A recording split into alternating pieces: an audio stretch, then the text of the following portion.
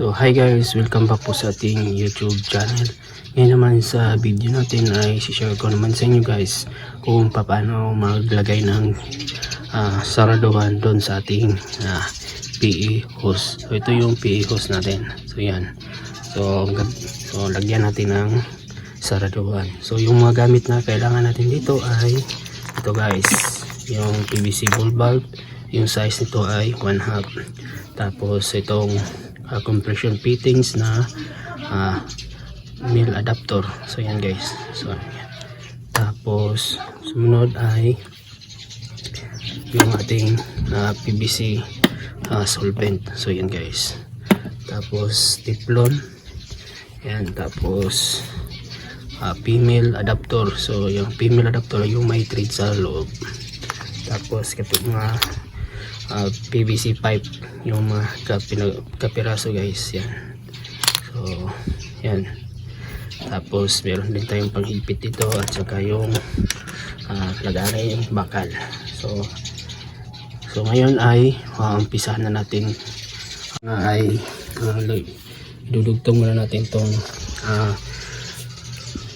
male adapter dito sa ating PVC ball valve. Yan. So ito lang yung gagamitin natin. Lagyan natin pandikit. Tapos yan. Tapos pasok natin. Ayan guys, tapos na. So next naman itong valve natin.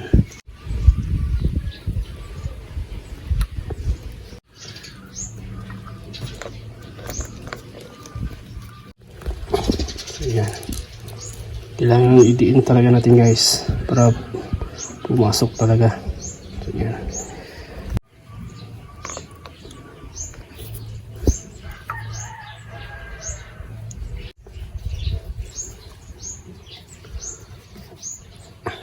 Ayan. Ayan, buksan natin guys. So, sa pagkabit naman yan, ito lang. Ayan. Tapos merong gasket yan. So, pasok natin. Ayan. Tapos ito next. Ayan guys.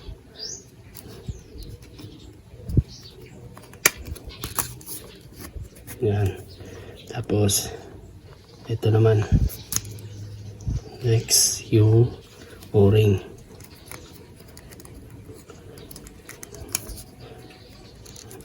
Yan. Sunod sa o-ring ay ito na guys. Yan. Ikot natin yan.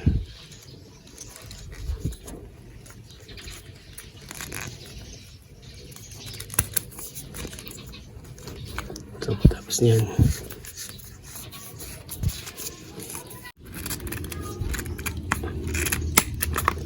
Ayan. Lagyan natin ng teflon to para hindi magkaroon ng leaking. So yan. So tapos natin nilagyan ng teflon to kabit na natin guys yung ginawa nating gripo. Ayan.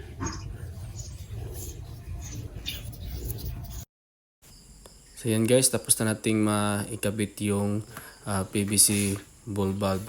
So ganyan lang kung paano mag-install. So yan guys, hanggang dito lang muna at maraming salamat.